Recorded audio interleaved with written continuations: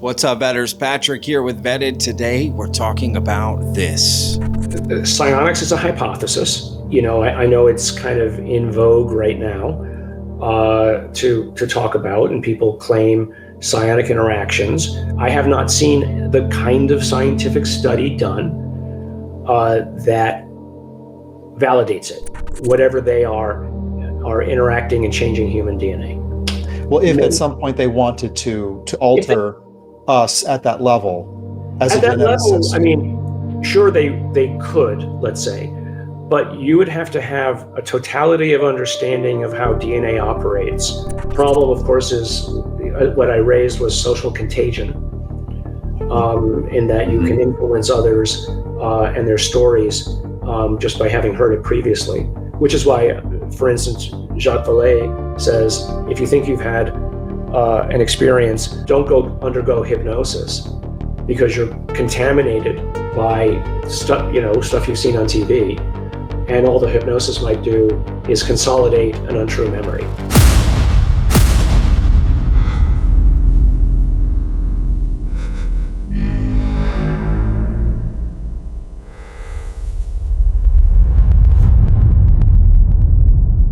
All right, Vetters, please hit that like button. That really helps out the videos. And of course, if you're not already subscribed, hit that subscribe button, y'all. All right, so what's today's video about? Well, it's about psionics. You see, Dr. Garry Nolan just did this interview that's really not getting a lot of attention, to be honest with you. And it's really quite an interesting conversation. And being that Dr. Garry Nolan has been part of Skywatcher, his comments on psionics were really interesting, especially since I have the trailer for my upcoming psionics documentary coming out tomorrow. So make sure and check that out. I'll put a link down below. Okay. And maybe by the time you see this, it's already out. But, I'm on this psionics run right now, right? I've went through a whole journey looking into it. So hearing Dr. Garry Nolan's comments about psionics was really quite interesting. And it's very nuanced, a very reasonable response. And I'll be honest, it's not what I was expecting him to say. And I also have some other clips because during this conversation, Dr. Garry Nolan also said some other things, along with a couple of the other hosts that were part of this conversation. Brought up some good points, asked some really good questions, and I think they came from viewers too. It was really good. So we have some interesting things to cover. But first, let's start with what Dr. Garry Nolan had to say about psionics. What are your thoughts on psionics, who can tether with technology and the conversations they can have? How does this relate to AI data and the control system hypothesis? Well, so psionics is a hypothesis. I know it's kind of in vogue right now to talk about, and people claim psionic interactions. I have, and my hesitation is because I know people who claim to have this ability. I have not seen the kind of scientific study done that validates it. Now, I know of people who claim that they can do it on a regular basis, and I know the people who claim that go out and do it. So it's a hypothesis yet to be at least confirmed at a level that I know I could talk to another one of my colleagues, in my arena, and say, hey, you should look at this paper that just got published on this. Okay, so this is super interesting. He's just calling it a hypothesis. Again, I'm not saying he's wrong or right. He's the smart one, not me. But just considering his connection with Skywatcher, he knows people who've done it. Yeah, Skywatcher, right? He's been a part of Skywatcher and talked with them. And he went out. He's been in some of their videos. And they are all about psionic assets. And that was their whole thing, right? To go out, use psionic assets to summon UFOs, then use a gentleman by the name of James Fowler, use his technology to then sort of, also bring them out. It was sort of like a dog whistle. I guess it was a mix, and then capture all of this on video. And basically what he's saying is he hasn't seen anything that, convince him yet. Dr. Nolan was there, and this was his perspective. I personally didn't see anything in the sky or on the ground, but what I did see was an individual who, in the midst of attempting to call such an object, exactly at the moment that he said he was interacting with something, the individual on the roof who had the cameras saw something. When we reviewed what it was that the person on the roof had seen, something showed up. It was fleeting, but it was clearly not a bug. And so what do I have? I have a person who claims to be doing something. It was clear that he was in distress at the moment of the supposed interaction. And at that moment, something is seen. What do you have? You have a correlation. And really, everyone's been wondering what Skywatcher's been doing, right? Because they were allegedly in this sort of data, not capturing, because that's what all the field studies were, but sort of analyzing all of the data, right? That's what they've been doing for so long because they've been so quiet, right? So I don't know. This was just interesting to hear Dr. Garry Nolan say this, to be honest with you. And if I can also be honest, I would love to interview Dr. Garry Nolan about this specifically. Of course, other things that he's discussed. He's just a great person to talk to. I've seen so many interviews with him, and I would just love to ask him so many questions, right? He seems very forthcoming and wants to talk about things, and I can appreciate that. And he's, super smart, and what he's done for cancer research is on another level. If he'd just done that with his life, he deserves a Nobel Peace Prize, like an honor, right? I mean, the amount of lives that he saved from his cancer research is, it's just uncomparable, right? So, but his comments here on psionics, again, just being a hypothesis and it hasn't been proven yet, nothing that he would go to his colleagues with. I'm not saying I don't agree with that. I actually do agree with that. But I just wasn't expecting him to say that, just considering his connection with Skywatcher. Listen to what Ross Coulthard just said about Skywatcher. We've got Ed. Hi, Megan. Ed down in New Zealand here. Can you please ask Ross if he knows anything about what's happening with Skywatcher? Initially, Jake was quite adamant we would be seeing a lot within the first 6 to 12 months, but it seems as though all has gone quiet on that front. And then moments ago, I was on X and I just had Ian post to me. He's saying, I was following Jake Barber, and maybe it's me, but I can't find him on Twitter now. And I just also noticed the Skywatcher Twitter page has no posts or updates. Is there anything going on? What are they up to, or any reason behind things going eerily silent? And I said I was going to ask you, and then Ian responded to me and said, I found Jake. His last post was a repost in October. Skywatcher's page last post was August. Their momentum has stopped dead. Feels strange, ? It does feel strange, and I don't know what's going on. What I'm told officially that Skywatcher's moved beyond the field investigation phase and that they're now doing data analysis, which I have to say was a surprise to some of the people I was talking to inside Skywatcher. They thought that the field studies were going to be continuing. It may have something to do with the fact that James Fowler has left working with Skywatcher, and he provided a lot of the technical equipment that allowed for the monitoring and videoing of phenomena, including the detection and tracking, and obviously the attraction using the so-called dog whistle. I would be speculating. I haven't spoken to Jake recently. I will reach out to him. I'll ask him what's going on. I'm aware of a few things that have been going on about Skywatcher that I can't talk about. I wish I could talk more fully, but basically, last time we heard from them, the official explanation was that they were at the data analysis stage. And yes, I think we're long overdue for an update. And look, to be fair, Skywatcher still has till January for their 1 year promise they made, right? They said that came out in January, mid-January. Or near the end of January. So they still have time to, come back out. And I have a feeling they're going to be coming out in the new year. I don't know that, but I have a feeling they are. And Skywatcher is mentioned in our documentary. It's not in the trailer at all, but it is in the documentary. We do talk about it because I was trying to get an interview with Jake Barber the whole time, and I couldn't. He had offered potentially to bring me out to the Skywatcher facilities so that I could witness what they did and even participate in some of the field studies. But he needed to check with people, this, that, and the other, and it didn't happen. And in fact, they just stopped doing interviews altogether. So I felt like it wasn't just me.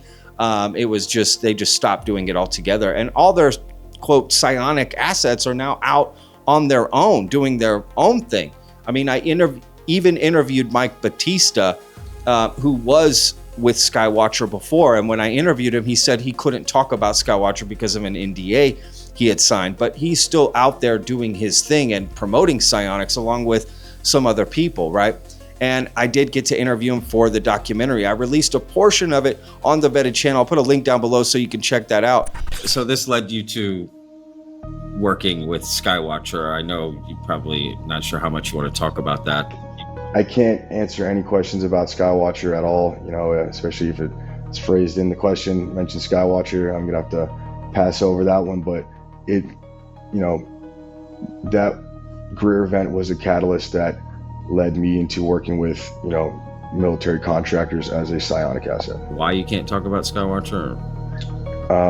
I'm under NDAs with them, and this isn't a Skywatcher interview, so. And there's way more coming in the documentary of that interview because I didn't share the whole thing. It was just interesting. I just found these comments to be quite interesting. But look, Dr. Garry Nolan didn't stop there. Again, this is a very nuanced conversation, and I haven't made up my mind yet about psionics. If anything, I'm more interested in it now than I was before I made the documentary, right? So let's listen to him add on to what he was saying initially.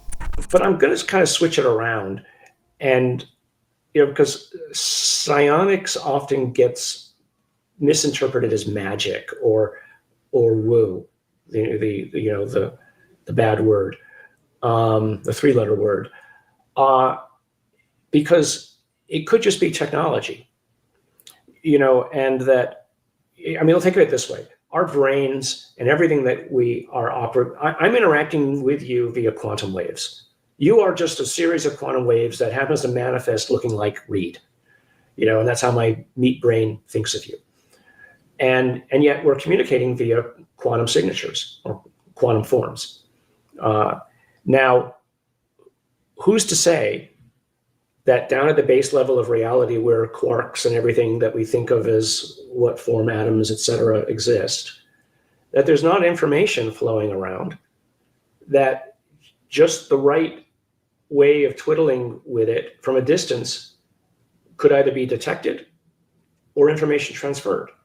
We already know it drives the physicists crazy that you can get, quantum entanglement. It just doesn't make sense.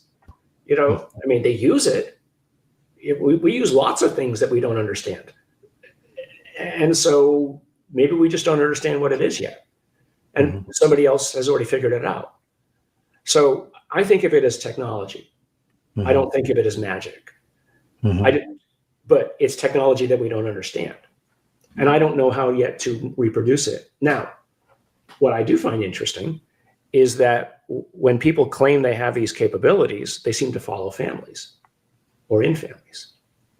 So if it follows in families, then that at least suggests genetics. And since the DNA designs your brain and the architecture of your brain, then what that could say is that there's an architecture written in the blueprint of the DNA that might make some people more capable than others. Right. Just a hypothesis. So that's interesting, right? Families, kind of ran into some of these things myself while I was out there. I've always thought psionics too is just for anybody, and I still believe that essentially, but that's like saying, anybody can play basketball, but not everyone can play at Michael Jordan's level, right? Or NBA level, right? So there could be still something there. Some people are just more keen to it, right? And there are sports families. You ever met one of those in America? Right, I'm from Texas. Like, you meet these sports families. Just everyone in the family is just amazing at sports. They come from a lineage of sports athletes and all this stuff, right? So that's not a crazy hypothesis. In fact, it's very reasonable and grounded in something that's already exists that we know of in real life, right? So I don't know, I found this to be quite interesting, and that it could be just a technology that we don't understand, a technology of the brain, right? And he's right that people consider it magic, woo, especially with psi in front of it, right? Because in our documentary, Psionics, we explore other things that are psi related, right? Not just summoning orbs with the mind. We do explore some other things. Now, the main focus is the summoning of orbs with the mind, but we definitely, or UFOs or whatever, right? But we definitely look into other things, people with just mental abilities, because look, at the end of the day, we don't understand the power of the mind or even what consciousness really is. So we don't know its limits, if it even has any, right? And I find that to be fascinating. And I find what Garry Nolan just said very fascinating as well. So look, let's continue, because there was even more that Dr. Garry Nolan said that I found to be rather fascinating. I'll slip a tag, kind of like a second question in there. Hypothetically, if there were ever a desire to affect human functionality or prefer one more smarter, taller, shorter, or different ethnicity over another, how would that kind of genetic intervention hypothetically take place? How should we look at that? You mean intervention? Yeah. So there's kind of in the gestalt of the discussions here that somehow whatever they are interacting and changing human DNA. Well, if at some point they wanted to alter us at that level, as a geneticist, I mean, sure they could, let's say, but you would have to have a totality of understanding of how DNA operates that we don't currently have. It's not like you're going to splice DNA in and just I mean, one of the things I'm known for is having developed a retroviral transfer system that allows you to move giant chunks of DNA, into cells, and all human gene therapy with retrovirus is done using a technique I developed with another guy by the name of Warren Pear in David Baltimore's lab years ago, and that was on top of something that this actually brilliant guy Richard Mulligan invented in the first place. I just made his system a little faster, but the original invention was his. It wouldn't be so crude, because and this is the explanation I often use. Where's the gene for nest building in birds? There is no gene, right? There's plenty of places that you could change in the genome that would break the nest build, but the structure of what makes one kind of nest versus another is encoded in the DNA and starts way at the beginning of the first cell division when the DNA has a different structure. It's not just genes turning on and off. The DNA literally has a 3D structure. That is the compute. That is the code. And that's why I wanted to build that instrument I just showed. And each time the cell divides, you think of it as an unzipping program that's unzipping into a new environment that it expects. It expects the new environment, and it's building the structure of the brain of the bird in a way that accomplishes the nest build. So for us to design a bird that makes a different nest, we would have to understand all of those unknowable processes at a level of complexity that is a super intelligence. Right. So if aliens are interfering with humans, they're not doing it by some gross DNA splicing. They're doing it here and there in a way that would be, frankly, to me at least, almost impossible to trace. And would be so gradual. Because every change you make has a potential consequence of having a downside. So not only do you have to change the thing that you think is making it better, but you have to consider all the negative consequences that might occur in another way. So every advantage in one environment or niche is a disadvantage in another.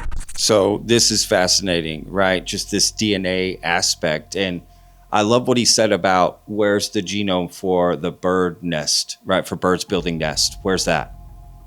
That's so fascinating. See, we just don't understand everything. And his response too to like, well, are aliens like, messing with our DNA, just to put it in layman's terms, okay, just street speak, as I like to say, because some of these terms, and people like to sound smart, and they are smart, way smarter than me. But just for me and you listening, right, we just want to hear it how it is, right? Let's be real. They're talking about aliens splicing shit into your DNA and making you somehow different or with different capabilities, or who knows, maybe tracking system. I don't know. But Garry Nolan's response, well, you'd have to understand the totality of how DNA works to really know if that's really happening, this, that, the other. And I agree with that. Again, that's just a very reasonable response. And that's interesting to think about as a theory, a hypothesis. We're just spitballing here, folks, right? We're just spitballing. But I find that to be fascinating, the DNA aspect of it. Is there something in our DNA that lies dormant that we then wake up? I met people along the psionics journey that thought that, right? What was interesting is so many different people thought so many different things about psionics and how the mind works. And they all had different protocols and approaches and what it was they were exactly summoning. And I found that to be fascinating. Everyone thinks about it a different way. There is no real answer or consensus in the psionics community. How big that community is, I'm not sure. But this is just fascinating, right? How our DNA works and what exactly is in there, right? Are we predetermined to do the things we do? A beaver builds a dam, a bird builds a nest. Why? Right? Why do they do that? Why don't horses build houses? Right? Why doesn't my dog build a house or a nest, or, you know what I mean? Like, what do we do things like that? That we're predetermined to do it no matter what. I just find these things fascinating. And is part of that our ability to, communicate with our minds in a way we just never thought possible, or to have powers with our minds we never thought possible, right? I mean, tell me you haven't tried, Jedi mind trick before, just to move stuff with your mind. Let's be real. Come on. You've totally tried that. I know I have. All right. This is my iPhone case. Okay. I'm going to try to move it with my mind. Okay. We've all tried this, the Jedi mind trick. All right. Right. We've all tried this.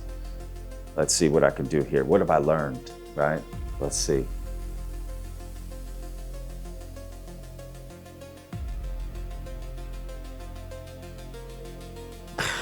Nothing's working. I can't. You can. You got to just give it, maybe some special word, Kelly Clarkson. I don't know,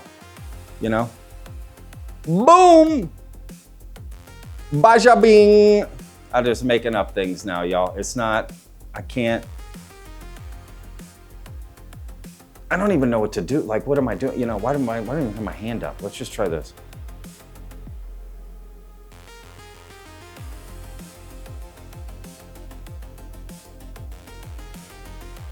Okay. It's funny, in my mind, I'm like lifting it. I'm seeing it move in my mind. Okay, apparently I just don't have it, but let's just Bombshell. Okay, thought maybe that would work. Back to the video. So look, let's move on, because again, Dr. Garry Nolan said some other fascinating things, and this was just a great conversation. I'm gonna put a link down below to this full interview, so please go check it out. How should we regard the complete or near complete lack of such hard proof, given such a potentially pervasive and long-standing global presence? Is it leave no trace? Is it cover your tracks? Is it the evidence is actually all around us, but we just don't have the conceptual net to capture it, or the data collection net? Well, it's like with scientists. I mean, when another scientist tells me something about what they result in their lab, I don't need to go stand over their postdocs or their PhD students' shoulders to validate it. I contextualize it with other things that I know. And as long as it conforms, I believe. Sorry, what was your question again exactly? Oh, simply just how should we regard the near complete lack of proof? Is it government secreting it away? Is it NHI? Is it part of the control system avoiding leaving it out for us to find? I mean, depending on the viewpoint, you could say it's the control system continues to lead you on into some future. You could claim conspiracy theories, or that they've gotten darn good at picking up the evidence before anybody else can. Or maybe the only proof. Maybe proof isn't global. Maybe proof is personal. That's really what the point I was getting to about scientists is. I've never seen DNA. When I was a postdoc, I cloned the gene that turns HIV on. That was my project. It's called NF-kappa B, P65, REL-A. But I've never seen it. But I know what it does. And, I was competing against dozens of other labs. Luckily, we won. And if I hadn't done that, I probably wouldn't have got my position at Stanford. And so I don't need to see it. I just need to see its effect to know that it's real. And most biologists we've never seen a protein, but we know how to tweak the system to make the protein, or at least our view of what's in the black box, operate. Right. But I don't need daddy's permission to know what I know. And I will continue to operate personally on the assumption that there is something. I just don't know what it is. I mean, what a great question that's Reed Summers in there that asked that question to Garry. What a great question. I don't think I've ever heard that asked before. And I have to say, that's a really, really good question. And it got me thinking about it. I don't really have an answer for that, to be honest with you. But I like what Garry said here, right? Maybe proof is personal, right? And look, I also think we need proof for the world and scientific proof. And I'm sure Garry would agree, but just as a little sidebar, right? There are elements within our life where proof is personal, right? Some people will say, well, if you have positive thoughts, you'll have a more positive life. Where's the proof of that? I believe that to be true, actually. There's no proof of it, but it's a personal proof, right? And at the end of the day, what else matters? It's affecting my life. So that's what I think. I think thinking more positively and optimistically in your real life can help you have a more positive, realistic effect. Now, there have been some studies in this and that, but it's not like it's a proven fact, right? And I can think of many other examples just like that, right? A diet that works for you that doctors may say, oh, that doesn't work. Yeah, but we're personal. We're all unique individuals on this planet. So what works for one person doesn't work for everyone else, right? So the idea of personal proof is interesting, and personal disclosure, and I can respect that. If somebody's like, hey, I believe, and that's all that matters. Dude, total respect, to be honest with you, right? You don't need the world to believe. And I get that. But if we want like studies and funding and this and that, we're going to have some sort of proof that's accepted by the scientific community and the global community. I mean, it's just going to have to happen. But in the meantime, nothing wrong with personal proof. And I really like that. And, Garry Nolan saying he's never seen DNA, right? But we do know it exists, right? I don't know. I've just found that to be a fascinating question and a fascinating answer. And I'll be honest, I don't really know what else to say about it. So please let me know in the comments. I'm sure a lot of you are very smart. You let me know every video, that I've got it all wrong and you've got it all figured out. So let me know down in the comments what you think about that. Now, this next part, some people may not like what Dr. Garry Nolan has to say here. That's why I saved it for the end. But I found it to be quite reasonable. And I have to be honest, I pretty much agree. What is your opinion about people that claim direct exposure to non-human intelligence as evidence itself? I certainly don't dismiss it. Because as everybody knows, I publicly stated when I was a young boy, I saw little things in my room that, only 20 years later, was I able to look back and say, well, this is what other people were seeing.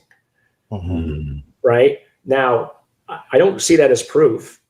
I mean, it could be some sort of, Jungian, the subconscious. What's the term? Collective unconscious. Thank you. The collective unconscious. Yeah. So it could be just a metaphor that anybody would see. But I don't dismiss it. And that's why actually I publicly asked for help, and actually a statistician reached out to me, is how many anecdotes make a truth? Mm. And so he says that, and his answer was, well, we can apply Bayesian priors to it. And the problem, of course, is what I raised was social contagion, in that you can influence others and their stories just by having heard it previously, which is why, for instance, Jacques Vallée says, if you think you've had an experience, don't go undergo hypnosis, because you're contaminated by stuff you've seen on TV, and all the hypnosis might do is consolidate an untrue memory. Right. So, it's what I would ask for if anybody's going to interact is one of the things that I raised in the talk itself, which is, tell me something I shouldn't know. Tell me something humans shouldn't know. Tell me how to make a machine I shouldn't know how to make. That's, to me, evidence of interaction with something.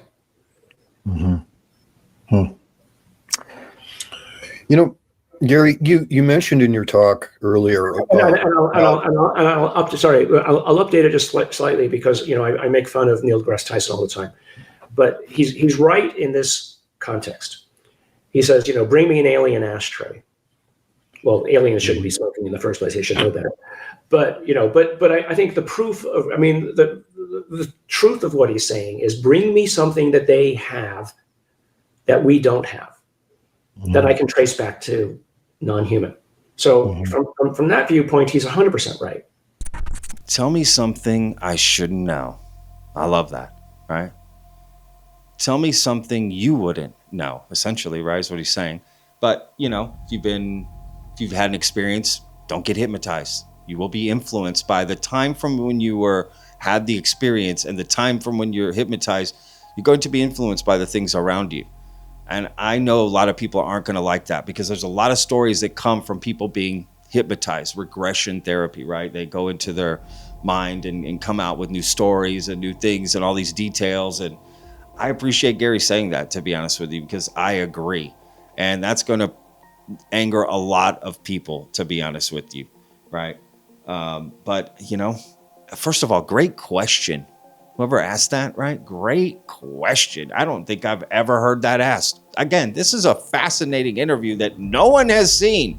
So link down below. Go watch this whole thing, because they cover a lot. This is a very intelligent conversation about the phenomenon, the topic that I truly enjoy.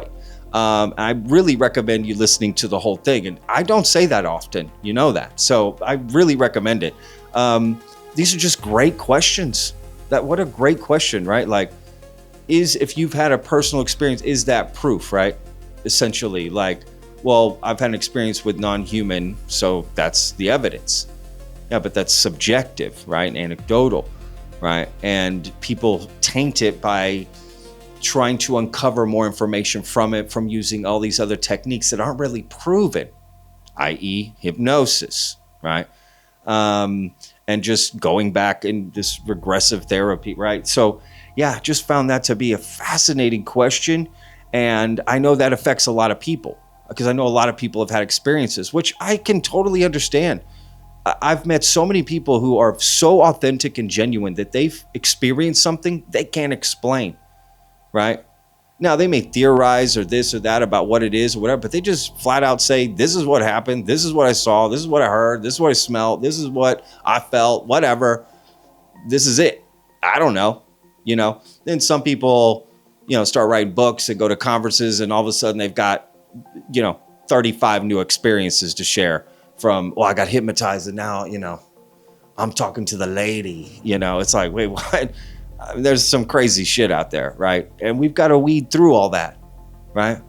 It's like you've got to keep your experience raw and fresh, so that it doesn't get tainted, right? We don't want any blood in the water. Shout out Dave Matthews Band. But, you know, I just found that to be what a great question and a great answer from Garry. And again, I highly recommend you guys go check out this interview. I'm going to put a link down below. And don't forget, my trailer is coming out for Psionics. Please go support it and watch it and, share it. I'm going to be talking about it for a while. The film doesn't come out till next year, but we wanted to get a trailer out early, like you do. Okay. And I'm sure we'll have some other stuff along the way. I am going to be releasing some more interviews from the documentary that didn't get included in the final cut. Now that I've seen it, I know what's in it. So I filmed a lot of stuff that just didn't make the documentary. So I'm going to be releasing a lot more of that stuff. Full interviews with people and just extended interviews, right? The portion after the documentary comes out, if they're in the documentary, I'm going to release the full interview after that of some of these people. But to be honest, the director did a great job. We included all the best bits. I really feel this is the best stuff from what we recorded to tell a cohesive story. There may be great stuff that you shot, but it doesn't fit in with the rest of what you're trying to show, right? You've got to tell a story, right? So anyway, thank y'all for watching. Hope you guys enjoy the trailer. We'll see you guys on the next one. Remember, Vedas, every day's a gift, y'all. Peace. Patrick, this is Johnny Thomas from Johnny Thomas Podcast. My brother, I just wanted to say I love you. I know how hard the work is. I've been really ill, actually, with Lyme disease. I was in the hospital in April with blood clots in my lungs, and it's been stopping me for a while from doing my show. I started it out to have fun with my nephew, Ron, and we made a couple of shows, but I haven't been able to do any because of my health. But I'm feeling good today, and the holidays are close, and I'm interested in all the things that you talk about, especially 3i Atlas, which, if that's a comet, I'll be shocked. I mean, it's amazing what it's doing and the things that are going on with it, and Avi Loeb, and I'm following that quite a bit. But I just wanted to say I'm really proud of you. You're doing a great job. I really love watching the podcast. It's a lot of work. Keep on going, and hopefully I'll be able to make one soon. I've been in and out of the hospital, like I said, quite a bit. The day after my birthday, like November 16th, they took me in an ambulance. But I'm okay, like I said, and I'm day to day, but I'm tough. So anyway, much love and keep on going. Take care.